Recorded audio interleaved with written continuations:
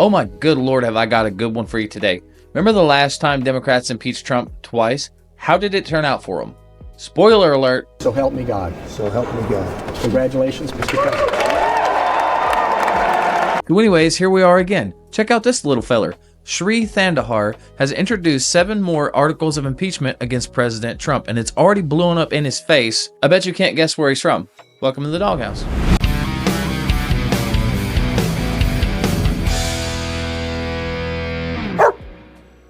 This is Congressman Shri Thanadar. Donald Trump has already done real damage to our democracy, but defying a unanimous 9-0 Supreme Court ruling, that has to be the final straw. It's time we impeach Donald J. Trump.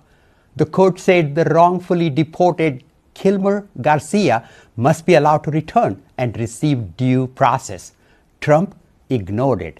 He ignored the Constitution. He ignored the very checks and balances that keep our democracy intact.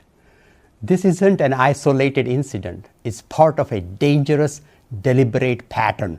That's why today I introduced a resolution to impeach Donald J. Trump, outlining 7 articles of impeachment. So a bunch of other Democrats heard the word impeachment. What? Impeachment? Put my name on them articles, man. I want to sponsor me some impeachment. And that's exactly what happened. Within the course of a week, 2 things happened. It was discovered that Mr. Thanadar is roughly $800,000 in debt from a previous campaign run which he funded himself. And it's being speculated that these articles of impeachment are just a scam to collect campaign donations to pay himself back, which is illegal. We looked into Shri Thanadar, and what I discovered is that Shri Thanadar has nearly $800,000 of debt on his FEC record, according to the most recent filings that were just filed not too long ago. He originally started out with a debt of negative $1.2 million, and he's been working down this debt. Look at that. It says investment income loss. So what is he trying to do? He's saying that he self-funded a lot of this money for his campaign, but he's trying to reimburse himself through donations to his campaign. This is a scam. He's trying to raise money for his congressional campaign to get out of debt, which is why he's launching these impeachment articles against President Trump, and why he did it the day before President Trump came to Michigan. Because he's hoping that a lot of stupid Democrats out there are going to be like, oh, this Indian is actually going to impeach Donald Trump, when in reality, that Indian scammer is going to take your money and he's going to put it back into his own pocket after he reimburses himself for his investment income loss.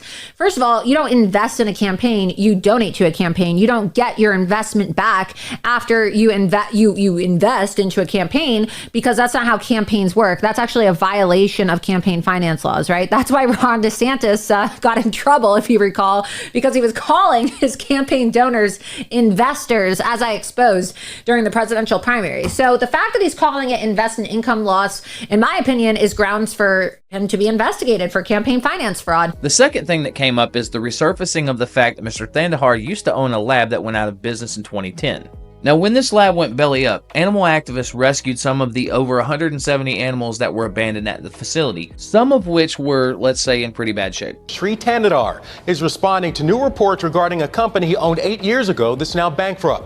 The allegations involved mistreatment of 170 dogs and monkeys used for testing of new drugs. The company, Anaclin Preclinical Services, used the animals to test drugs prior to FDA approval. Thanadar told 7 Action News last week that the testing was for side effects and that the animals would get higher blood pressure and some rash. Thanadar says the animals were not abandoned. He says they were fed and cared for by staff. But he also claims his attorneys went to court with a motion to have those animals sold as assets to lower his company's debt. Today we rescued 120 beagles from a lab in New Jersey that had gone out of business. And some friends of ours at an animal rights organization in New York City went and freed them and said, we need to do something with these animals. These are animals that don't understand what being a dog really is.